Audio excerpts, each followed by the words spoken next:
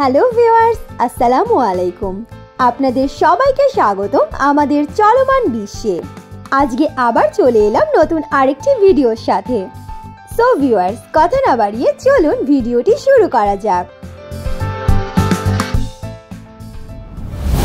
পরিমণিকে ভুয়া স্লোগান দেওয়ার খুশিতে আত্মহারা বারিশা হক। পরিমণির জায়গায় নিজেই শোরুম উদ্বোধন করলেন তিনি। এ যেন বারিশা হক মেঘ না চাইতে বৃষ্টি পেয়ে গিয়েছিল। গতকাল রাতে যমুনা ফিউচার পার্কের চায়না মার্টের একটি শোরুম উদ্বোধন করতে গিয়েছিলেন পরিমণি। সেখানে জনপ্রিয় ব্র্যান্ড প্রমোটার বারিশা হকও উপস্থিত ছিলেন। এদিকে পরিমণি যেহেতু খুব একটা শোরুম উদ্বোধনে যায় না, তাই সেখানে পরিমণির উপস্থিতিটা ছিল আকাশে ঈদের চাঁদ দেখার মতো। তাই তো স্বাভাবিকভাবেই সেখানে অনেক বেশি পরিমাণে সাংবাদিক উপস্থিত হয়েছিলেন। তারা অপেক্ষা করছিল শুধুমাত্র পরিমণির।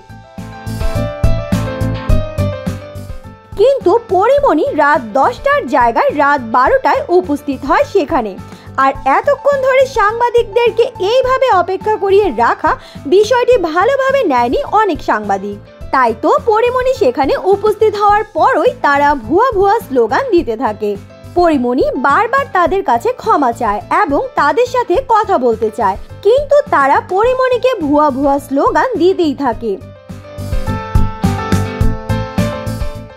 অবশেষে কোনো উপায় না পেয়ে পরিমণি সেখান থেকে বের হয়ে চলে আসে এবং সেখানে একা রাজত্ব করে বারিশা হক।